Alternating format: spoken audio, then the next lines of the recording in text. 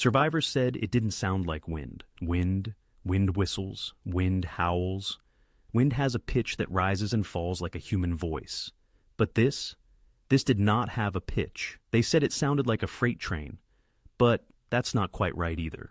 A freight train passes, it gets louder, it rattles the windows, and then it fades away into the distance. This sound didn't fade, it just grew. It became a solid wall of noise that you could feel in your teeth, in your bones. It was a grinding, mechanical, metallic screeching, like the earth itself was being torn in half. Imagine the loudest thunder you have ever heard, now. Imagine that thunder doesn't stop. It just keeps rolling and rolling and rolling for 45 minutes straight. That is what the people of Pomeroy, Iowa heard on July 6, 1893. But they didn't hear it yet. Right now, at the start of our story, there is no sound, there is no wind. In fact, there is barely any air at all. It is the morning of July 6th, and it is hot. It is oppressively, violently hot. Welcome to Pomeroy. If you were to step out of a time machine onto Main Street in Pomeroy, Iowa, at 9 a.m. that morning, the first thing you would notice isn't the sights, it's the weight. The air feels heavy. It feels like wet wool draped over your face. The humidity is sitting at near 100%. You take a breath, and it doesn't feel like relief. It feels like you're drinking warm water. It was 1893, and you have to remember, there is no air conditioning. There are no electric fans humming in the windows. There is no escape. The women are wearing long skirts, layers of petticoats, high collars buttoned to the chin. The men are in wool trousers and heavy cotton shirts. Sweat isn't just a nuisance. It is a constant, sticky, miserable companion. The farmers out in the fields, looking at their corn, they wipe their brows with handkerchiefs that are already soaked through. They look up at the sky, squinting against the glare. The sun is a pale, angry yellow disk behind a haze of moisture. Corn weather, they call it. In Iowa, they say if you can hear the corn growing, it's going to be a hot night. And on this day, the corn is practically screaming. It's growing fast in the heat, creating even more moisture, pumping gallons of water into the air through transpiration, making the atmosphere even thicker, even richer. It's fuel, every drop of sweat, every shimmer of heat rising off the dirt roads, every stifling breath. It's all just gasoline being poured into an invisible engine. The town of Pomeroy is quiet. A few horses flick their tails at flies, lethargic and slow. A dog lies under a porch, panting, tongue lolling out, too tired to bark at the passing wagons. The flies are biting. That's another thing the old-timers noticed. The flies were aggressive that morning, sticky. They wouldn't leave you alone. Animals were restless. Cows were lowing in the pastures, huddled together in the corners of fences, as if trying to get away from something they couldn't see. But the people just went about their business. They were tired, not just from the heat, but from the year. 1893 was a hard time to be alive. The country was in the grip of a massive economic depression. The Panic of 1893. Banks were failing. Railroads were going bankrupt. The price of corn had bottomed out. People were worried about their mortgages, about putting food on the table, about the future. There was a sense of doom hanging over the nation, a feeling that the good times were over, and that America was paying for its sins. So, when the barometer on the wall of the drugstore started to drop, nobody really paid it much mind. A barometer is supposed to predict the weather. It measures the weight of the air. When the pressure is high, the weather is fair. When the pressure drops, a storm is coming. On the morning of July 6th, the needle on the barometer didn't just fall, it dove. It was sliding down, down, down towards the bottom of the glass. If you know how to read the signs, that is terrifying. It means the atmosphere is creating a vacuum. It means the sky is trying to suck the earth upwards. But in Pomeroy, amidst the worry about money and the oppressive heat, most people just glanced at the sky and hoped for rain. Rain would break the heat. Rain would cool the roofs. Rain would settle the dust. They wanted a storm. They had no idea what they were asking for. Let's talk about the physics of a nightmare. You see, a tornado like the one that was building over Iowa that day doesn't just happen by accident. It requires a very specific, very rare, and very deadly set of ingredients. It is a recipe for disaster. First, you need the heat. We have that. Ground temperatures are soaring. The hot air wants to rise. It's buoyant. It wants to shoot straight up into the atmosphere like a hot air balloon. But on July 6th, there was a lid on the pot. Meteorologists call it a cap. Imagine a layer of warm, dry air sitting about 2 miles up in the sky. It acts like a ceiling. It traps the hot, humid air down near the ground. It stops it from rising. So the heat builds, and builds, and builds. It's like a pressure cooker. The energy is there. It's screaming to get out, but the lid is holding it down, and then you have the wind, down on the ground, in Pomeroy. The breeze is coming from the south. It's warm and sticky, coming up from the Gulf of Mexico. But high up, 5 miles above the earth, the jet stream is roaring in from the west, cold, dry, and fast. You have winds moving in 2 different directions, at 2 different speeds. This is called wind shear. Imagine holding a pencil between your hands. Move your bottom hand forward and your top hand backward. What happens to the pencil? It spins. That represents the air over Iowa. It is starting to roll. It is starting to rotate like a horizontal tube, invisible, spinning silently above the cornfields. All it needs now is for the cap to break. All it needs is one trigger, one crack in the ceiling, and all that trapped heat, all that sweat, all that humidity will shoot upwards like a rocket, tilting that spinning tube of air from horizontal to vertical. And when that happens, the monster wakes up. Let's meet the people who are living under this loaded gun. Let's zoom in on the Slade family. They live just outside of town. A classic Iowa farm family, hard-working, God-fearing. There's the father, distinct, tough, hands calloused from the plow. And the mother, keeping the house in order against the dust and the heat. They have children, small children, innocents playing in the yard. On this afternoon, the Slade children are probably complaining about the heat. Maybe they're trying to find shade under the big oak tree in the front yard. That oak tree has stood there for 50 years. It has seen blizzards. It has seen droughts. It has seen the seasons change 100 times. To the Slade family, that tree is permanence. It is safety. It is solid wood and deep roots. They don't know that in a few hours, that tree will be turned into a missile. And then there is Dr. Wight. Dr. Wight is the town physician. He's the man you call when a fever won't break or a bone is broken. He knows everyone in Pomeroy. He knows their secrets. He knows their pains. At 2 p.m., Dr. Wight is likely checking his supplies. Maybe he's reading a medical journal, wiping the sweat from his reading glasses. He is a man of science. He believes in cause and effect. He believes that if you treat a wound, it heals. He is not prepared for wounds that cannot be healed. Because the wounds that are coming, they aren't surgical. They are total. The houses in Pomeroy are built of wood, lumber, pine, and oak. They are nailed together with iron nails. They sit on brick foundations. They feel sturdy. When you walk across the floorboards, they don't creak. When you lock the door at night, you feel safe. But against an F5 tornado, a wood frame house is not a shelter. It is a deck of cards. It is 2 p.m. The sun is starting to dip slightly in the west, but the heat isn't breaking. In fact, it feels hotter. The air has a metallic taste to it now, ozone. And in the west, near the South Dakota border, something is happening. The cap breaks. It starts as a whisper, far away, in Cherokee County, almost 50 miles from Pomeroy. The sky begins to change. Clouds usually look like cotton, or like sheets.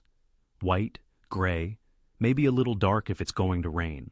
But these clouds look like bruises. They are bubbling up, exploding upwards into the atmosphere, towering cumulus clouds, growing at a rate of 50 miles per hour. They are punching through the atmosphere, reaching up to 40, 50, 60,000 feet. They call them supercells. And underneath them, the sky isn't gray. It is green, not a subtle green. Survivors described it as the color of a mossy pond, or the color of old copper. It's a sick, unnatural neon glow that filters out the sun and makes the grass look phosphorescent. Why green? It happens when sunlight passes through a massive amount of ice. Hail. Millions of tons of hail are suspended in those clouds, churned by the updrafts, waiting to fall. At 4:00 p.m., the first funnel drops. It touches down near Quimby. It's small at first. A rope, a snake dancing on the horizon. It flicks the ground, tearing up some corn, knocking over a fence, and then lifts back up. It's testing the ground. It's tasting the earth, but it's not done. The storm system is moving east. It is moving fast, 40 miles per hour. Most storms drift, they meander. This storm is on a mission. It is tracking along a straight line, almost as if it is following a map.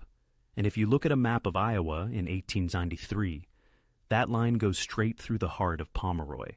At 4:30 p.m., the beast arrives at Storm Lake. Storm Lake is a resort town, a place where people go to cool off. The sky goes black, the wind picks up, the trees start to whip back and forth violently. People run for cover, they dive into cellars, they hide under beds. The funnel passes just to the north. It rips the roofs off barns. It snaps telegraph poles like toothpicks. But then, something strange happens. It lifts. The funnel recedes back into the clouds. The wind dies down. The rain stops. The sun even peeks out for a second. People in Storm Lake crawl out of their cellars. They look around. They see some damage. Sure, a few dead chickens, a toppled outhouse. But they are alive. It missed us, they say. It's over. And they were right. For them, it was over. But storms breathe. They cycle. The storm wasn't dying. It was reloading. It was gathering strength. It was sucking in more of that hot, moist air from the cornfields. It was tightening its rotation. It was becoming something else, something darker. In 1893, there is no radar. There is no National Weather Service warning system. There are no sirens. When the storm lifted at Storm Lake, the telegraph lines to the east were already down. Pomeroy, 20 miles to the east, is completely silent. They don't know about Quimby. They don't know about Storm Lake. They are still sweating in the afternoon sun, wondering why the birds have stopped singing. Let's introduce the variable that changes everything: the train. The Illinois Central Railroad runs east to west across Iowa. It is the lifeline of the state. It carries coal, cattle, mail, and people. At 6 p.m., an Illinois Central passenger train is chugging westbound. It has just left the station at Manson, and it is heading toward Pomeroy. On board, the conductor checks his pocket watch, a gold watch, ticking away the seconds. Tick, tick, tick. He is on a schedule. The train is a machine of precision. Steel pistons, steam pressure, iron wheels on iron tracks. He looks out the window to the north. He frowns. The sky to his right, to the northwest, is pitch black. It's not just a cloud. It is a wall, a curtain of darkness that seems to be dragging along the ground. He can see flashes of lightning, but they aren't coming from the sky down to the ground. They are flashing inside the cloud, like a light bulb flickering in a dark room, constant, strobe-like. He realizes something that makes his blood run cold. The train is moving west. The storm is moving east. They are on a collision course. But then, he looks closer. The storm isn't moving directly at him. It's moving parallel to the tracks. It's a race. The train is doing maybe 40 miles per hour. The storm is doing 45. The passengers are looking out the windows now. They are pointing. Children are pressing their faces against the glass. "Look at the smoke," one of them says. It does look like smoke. It looks like a massive fire is burning on the horizon. Black, tumbling, churning smoke. But fires don't rotate. This smoke is spinning. The engineer in the locomotive pulls the whistle. Whoo! The sound echoes across the prairie. He shovels more coal into the firebox. He wants to beat the storm. He wants to get to Pomeroy, get the passengers off, and get the train into the depot before the rain starts. He pushes the throttle forward. The engine chugs harder, faster. The rhythm of the wheels speeds up. Clack, clack, clack, clack, clack, clack. He thinks he is racing a rainstorm. He thinks he is racing a thunderstorm. He doesn't see the bottom of the cloud. The grass is too tall. The hills are blocking the view. If he could see the bottom, he would stop the train. He would throw it into reverse. He would tell everyone to run for their lives. Because underneath that wall of black clouds, the funnel has touched down again. And this time, it isn't a rope, it isn't a snake, it is a wedge. A wedge tornado is wider than it is tall. It looks like the cloud itself has crashed into the earth. It is a mile wide grinder of debris, dirt, and death. And inside that mile-wide cloud, there are smaller vortices, sub-vortices. Think of them as teeth. Survivors who saw it from a distance said it looked like the storm was bouncing. It wasn't bouncing, it was chewing. It is 6:30 p.m. The train is 10 minutes away from Pomeroy. The storm is 10 minutes away from Pomeroy. The town is sitting in the middle. In the drugstore, men are talking about the price of wheat. In the Slade farmhouse, Mrs. Slade is setting the table for dinner. She puts out plates. She puts out a pitcher of milk. She pauses. She walks to the window. "It's getting awfully dark," she says. Her husband looks up from his paper. "Just a summer storm, Mary. We need the rain." She nods. "I suppose." She goes back to the table. She straightens a fork. She doesn't know that she has 10 minutes left to live. Out on the tracks, the engineer sees it first. They crest a small hill, and the view opens up, and there it is. The monster. It is massive. It fills the entire horizon to the right of the train. It is a swirling, boiling mass of black and green, and it is loud, even over the roar of the steam engine, even over the clacking of the wheels. He can hear it. It sounds like 1,000 trains. It sounds like the earth is grinding its teeth. He sees debris flying in the air, not just leaves, not just branches. He sees entire trees. He sees fence posts. He sees parts of a barn. They are floating, spinning in slow motion around the funnel. And then, whoosh, they are sucked into the center and vanish. The engineer's hand freezes on the throttle. He calculates the angle. The track heads straight into Pomeroy. The storm heads straight into Pomeroy.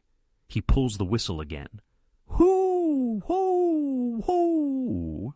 Short, sharp blasts. The signal for danger. The signal for clear the tracks. But who can hear him? The wind is blowing the sound away. The roar of the tornado is drowning him out. Pomeroy is just a few miles ahead. He can see the church steeples. He can see the grain elevator. He sees the smoke rising from chimneys where people are cooking supper. It looks so peaceful, so fragile. It looks like a toy town sitting on a table, waiting for a child to sweep it off with his hand. The train is racing, the storm is racing, and the people of Pomeroy, they are walking out onto their porches. They are looking at the western sky. "Looks like a bad one," someone says. "Should we go to the cellar?" his wife asks. He hesitates. The cellar is dark. It's full of spiders. It's damp. "Nah," he says. "It'll pass to the north. They always do." He watches the clouds swirling. It's almost hypnotic. The way the clouds twist and fold into each other. It's beautiful in a terrifying way. He takes a puff of his pipe. He doesn't see the debris cloud near the ground because of the trees. He doesn't realize that the rain he sees in the distance isn't rain. It's mud. It's topsoil being scoured from the bedrock. The engineer on the train is screaming now. Screaming at the window. Screaming at the town that cannot hear him. "Get down! Get down!" The train rushes past a farmhouse. He sees a family sitting on the porch. He waves frantically. They just wave back. They think he's saying hello. They smile. And then the curtain drops. The train enters the outer bands of the wind. Rain hits the windows like gravel. Hail starts to pound the metal roof. Clang, clang, clang. The train shudders. It feels like it's going to derail. The engineer fights the controls, and just ahead, through the driving rain, he sees the bridge that leads into Pomeroy, and right behind the bridge, looming over the town like the hand of God, is the wall. It is black, it is rotating, and it is here. The race is over. Act 2 is the impact. 6:40 p.m. The universe holds its breath. For a split second, between the wind and the roar, there is a moment of absolute clarity. The bridge tender, a man named Hollenbeck, is standing near the tracks. He sees the train headlights cutting through the gloom. He hears the frantic whistle, but then he looks up. He sees the sky literally falling. It isn't a cloud anymore. It is a rotating blender of soil, houses, and cattle. It is a solid wall of blackness that is eating the world. He doesn't run. There is nowhere to run. He grabs the railing of the bridge. He holds on with both hands. He closes his eyes, and then the world ends. Impact. It doesn't hit like a punch. It hits like an explosion. Boom. The air pressure drops so fast, so violently, that people's ears pop. It feels like your head is being squeezed in a vice. Windows don't break inward from the wind. They explode outward from the pressure difference. Crash, shatter, scream. The sound is deafening. It is a physical weight. The roar of 1,000 trains is now inside your living room. It is vibrating your chest cavity. You can't hear yourself scream. You can't hear your children crying. You can only feel. You feel the floor lift, not the rug. The floor, the entire house, the structure you call home, shudders. It groans. Nails scream as they are ripped from the wood. Joists snap like dry twigs. Crack, crack, crack, and then weightlessness. For a terrifying second, you are flying. The Slade family, sitting at their dinner table. They are airborne. The walls are gone. The roof is gone. They are spinning in a vortex of mud and debris. Then, gravity returns, slam, darkness, absolute choking, suffocating darkness. Let's slow down, let's freeze time. Because for the survivors, time didn't make sense anymore. One survivor described it as being inside a giant tumbling barrel. Imagine you were in a room. Suddenly, the roof rips off. The sky above you is a swirling maw of gray and green. You see a piano fly past you, a solid oak piano, weighing 500 pounds, floating like a feather. You see a horse, terrified, legs flailing, being carried through the air 20 feet off the ground. This is the physics of an F5. Winds are clocking in at over 200, maybe 300 miles per hour. At that speed, air behaves like a fluid. It behaves like water. It doesn't flow around objects.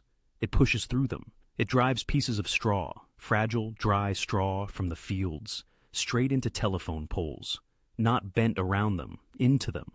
Like nails driven by a hammer, it plucks chickens clean of their feathers. The wind speed is so high, the follicles simply give up. The feathers are stripped instantly. It twists iron, the iron bridge that leads into town, the one the train was racing toward. The tornado grabs it. It twists the massive iron girders like a wet towel. It rips the concrete piers out of the riverbed. And then it throws it. Inside the chaos, there are moments of impossible choice. Let's go to the basement of the local bank. A group of men have run down there for shelter. They are huddled in the corner. The roar is above them, shaking the dust from the ceiling. One man, let's call him John, is standing near the door that leads out to the street. The wind catches the door. It starts to suck it open. John knows that if that door opens, the vacuum will suck them all out. He grabs the handle. He pulls. He braces his feet against the stone floor. He screams with effort. The veins in his neck bulge. The wind is pulling with the strength of a titan. He is pulling with the strength of desperation. His fingers are slipping. The wood is splintering under his grip. He looks back at the others. Their eyes are wide, white in the darkness. They are praying. "Hold it!" they scream. "For God's sake, hold it!" He holds. The building above them disintegrates. Bricks rain down on the street. The second floor collapses onto the first. But the basement holds. John holds the door until his muscles tear, until his hands are bloody. And then, as quickly as it started, the pressure releases. The door slams shut. He slides to the floor, weeping. He just wrestled a tornado. And he won. But not everyone wins. The storm is moving through the residential district now. This is where the carnage happens. Houses in 1893 didn't have anchor bolts. They sat on their foundations by gravity alone. When the F5 hits, it acts like a giant vacuum cleaner. It lifts the houses straight up, but it doesn't set them down gently. It shreds them. It turns a 2-story home into 1,000,000 jagged projectiles. Every 2-4, every glass shard, every brick becomes a bullet. Dr. Wight, the town physician, is in his office. He feels the building shake. He dives under his heavy oak desk. Crash. The roof comes down. The walls blow out. He is buried. He is trapped in a tomb of rubble. He can't move his legs. He can't see anything. His mouth is full of dust. He coughs, choking. "Help!" he tries to scream. "Help me!" But his voice is a whisper against the roar outside. He lies there, in the dark, waiting to die. He thinks about his patients. He thinks about the families he saw just yesterday. Are they all dead? Is the whole town gone? He feels something wet trickling down his forehead. Blood. He closes his eyes. He listens. He hears singing. It's faint. It sounds like a hallucination. Somewhere in the rubble nearby, a woman is singing a hymn. Her voice is shaky, terrified. But she is singing. Rock of Ages, cleft for me. It is the only sound in the world besides the wind. Dr. Wight focuses on that voice. He holds onto it like a lifeline. As long as she is singing, he is not alone. The storm is a monster with a sense of irony. It destroys the sturdy brick schoolhouse, turning it into a pile of red dust. But right next door, a flimsy wooden outhouse is left standing perfectly still. The roll of toilet paper inside hasn't even unspooled. It kills a strong young man running for cover, hitting him with a flying timber. But it picks up a baby, a 6-month-old infant, and carries her 3 blocks away. Rescuers would find her later, lying in a pile of mud, completely unharmed, not a scratch on her. She was just crying because she was wet. It's random, it's cruel, it makes no sense. That is the terror of the tornado. It doesn't choose based on merit. It doesn't choose based on sin. It just takes. Back to the train. The engineer has slammed on the brakes. Sparks fly from the wheels. Screech! The train shudders to a halt just outside of town. The passengers are thrown forward in their seats. Luggage flies off the racks. What happened? Did we hit it? They scramble to the windows. It is raining mud. The windows are coated in a thick, brown slime. It's soil from the fields, mixed with water and debris. The conductor forces a door open. He steps out onto the platform. The wind almost knocks him over. He looks toward Pomeroy. He expects to see lights. He expects to see the flicker of lamps and windows. He expects to see the outline of the grain elevator against the evening sky. He sees nothing. Just a flat, dark void. The town is gone. He pulls out his lantern. He lights it with trembling hands. "Doctor!" he yells back into the train. "Is there a doctor on board?" A man in the back raises his hand. "I'm a surgeon." "Grab your bag," the conductor says. His voice is grim. "We're going to need it." The storm itself, the funnel, is leaving Pomeroy now. It has done its work. It has fed. It moves east, toward the endless cornfields. It is weakening slightly, losing its tight structure, fraying at the edges. But it leaves a parting gift. Hail. Stones the size of baseballs. Jagged, irregular chunks of ice. They fall on the survivors. Imagine, you have just been buried in rubble. You are bleeding. Your clothes have been ripped off by the wind. You are exposed. And now, you are being pelted by ice rocks falling from the sky at 100 miles an hour. It is the final insult. Survivors crawl under pieces of tin roofing. They hold wooden planks over their heads. They scream in pain as the hail breaks fingers and bruises skin. And then, silence. The wind stops. The hail stops. The roar fades into a low rumble in the distance. The sun has set. It is twilight. But it's a strange twilight. The air is still green. The dust hanging in the air catches the fading light. It looks like the surface of another planet. And then, the sound changes. It isn't the roar anymore. It is the sound of a town waking up to its own death. At first, it's just one voice. A cry for help. "Mama?" Then another. "Over here! I'm trapped!" Then a scream of pure anguish. And then a chorus, hundreds of voices, rising from the mud, crying, screaming, praying, moaning. It creates a new kind of roar, a roar of human suffering. People stumble out of the wreckage. They are covered in mud. They look like statues. "Black as Negroes," the newspapers would later say. using the language of the time to describe the coating of rich Iowa topsoil that covered every inch of skin. They don't recognize each other. A man walks up to his own wife. He looks her in the eye. He doesn't know who she is until she speaks. "Henry," she whispers.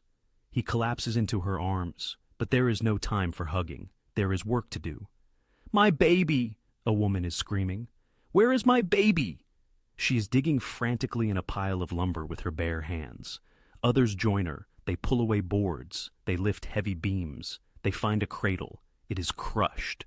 The woman falls to her knees. She doesn't scream anymore. She just stares.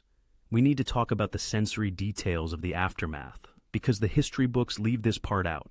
The smell. It didn't just smell like rain. It smelled of pine sap from all the shattered wood. It smelled of sulfur, maybe from the lightning, maybe from the earth itself. It smelled of gas, from broken lamps, and it smelled of death. Not rotting death, but fresh death. The metallic tang of blood, the musk of fear, and the texture. Everything was covered in a slime, a mixture of mud, insulation, plaster dust, and shredded leaves. It coated everything in a gray paste. It made the ground slippery. Rescuers would slip and fall as they tried to carry the wounded. And the darkness. It is 7:15 p.m. The sun is gone. There are no streetlights. The power plant is destroyed. The gas lines are broken. The only light comes from the lightning flashing in the distance as the storm moves away, and from the few lanterns that people manage to find, little pinpricks of yellow light moving in the blackness. Fireflies in a graveyard. Dr. Wight, trapped under his desk, hears the digging. "Is anyone down there?" "Here," he croaks. "I'm here." Hands reach down, strong hands. They pull the debris away. They lift the desk. Dr. Wight crawls out. He stands up. He is dizzy. He wipes the blood from his face. He looks around. His office is gone. His medical supplies are scattered across the street. He sees a man running toward him. It's the pharmacist. "Doctor, thank God, you have to come. There are people. There are so many people." Dr. Wight nods. He is injured. He is in shock. But he is a doctor. "Find me a bag," he says. "Find me anything I can use as a bandage. Sheets, curtains, anything." He starts walking. He doesn't walk toward his own house. He walks toward the screams. He finds a man sitting on a stump. His arm is missing, a clean severance. The man is in shock, staring at the space where his arm used to be. Dr. Wight uses his own belt to make a tourniquet. "Stay here," he says. "Don't move." He moves to the next one. A young girl with a piece of wood driven through her leg. A grandfather trapped under a chimney. He works. He stitches. He binds. He works by the light of the lightning. He works until his hands are shaking so bad he can't thread a needle. And he isn't alone. The survivors who are unhurt, they become heroes. There is no police force. There is no FEMA. There is no Red Cross yet. It is just neighbors helping neighbors. They form bucket lines, not for water, but for debris, passing bricks hand to hand to clear a path to a trapped child. They use doors as stretchers. They carry the wounded to the only buildings left standing, the churches that were on the outskirts of town. The churches become hospitals. The pews become beds. The altars become operating tables. At 9:00 p.m., a sound cuts through the cries of the wounded, a whistle. Whoo! It's coming from the east. It's the relief train. The telegraph operator in Manson had heard the wire go dead. He knew something was wrong. He sent a train loaded with doctors, volunteers, and supplies. The train pulls into what is left of the station. Men jump off with lanterns, dozens of them. They run into the mud. "Over here! Bring the light over here!" It is a scene from Dante's Inferno. The lantern light flickers over the devastation. It reveals the true scale of the horror. It isn't just a few houses. 80% of the town is gone, leveled. There are no landmarks. You can't tell where Main Street was. You can't tell whose house was whose. It is just a field of rubbish. And in that rubbish, the bodies. They find the Slade family. They are found a quarter of a mile from their foundation. The mother is holding the baby. She died shielding it. The father is found nearby, his hands still clenched as if he was trying to hold on to something. The rescuers take off their hats. They stand in silence for a moment. Then, they pick up the bodies. They carry them to the morgue, a makeshift tent set up near the tracks. One by one, the bodies are laid out. Rows of them, covered in blankets, covered in sheets, covered in whatever they can find. The doctor from the relief train walks down the row. He lifts a sheet. He shakes his head. He moves to the next. He lifts another sheet. "Wait," he says. He puts his ear to the chest of a young boy. "He's alive! This one is alive! Get him on the train, now!" They rush the boy onto the train. There is hope. Amidst the carnage, there is hope. But the night is long, and the storm isn't the only killer. Tetanus, gangrene, internal bleeding. Many of those who survived the initial impact, they are dying now, in the dark, in the mud. They call it the secondary toll. The wounds caused by the debris are dirty, soil, manure, rust. It's all been driven into the cuts. Dr. Wight knows this. He knows that infection is coming. He knows that without antiseptics, without proper surgery, many of these people won't last the week, but he keeps working. He works until the sun comes up. Dawn, July 7th. The sun rises over Iowa. It is a beautiful morning. The sky is a brilliant blue. The birds are singing again. Nature is indifferent. The light reveals the truth. Pomeroy looks like a war zone. It looks like it was shelled by artillery. Trees are stripped of bark. They look like white skeletons pointing at the sky. Dead cattle are scattered in the fields. And the people, the survivors. They are walking through the ruins. Zombie-like, they are looking for keepsakes, a photograph, a Bible, a wedding ring. Most find nothing. One man finds his kitchen clock. It is sitting on a pile of bricks. He picks it up. It is stopped. The hands are frozen at 6:40. He stares at it. He winds it. It starts ticking. Tick, tick, tick. He starts to laugh. A hysterical, broken laugh. The clock survived, but his wife didn't. He throws the clock into the mud. This is the end of Act 2. We have survived the night. We have seen the monster feed. But the story isn't over, because now comes the hard part.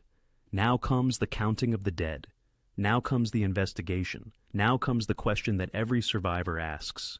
Why me? Why did I live and they die? And we need to talk about the legacy, because this storm didn't just destroy a town. It changed how we understand weather. It changed how we prepare. And there is one final mystery, the mystery of the Golden Lock.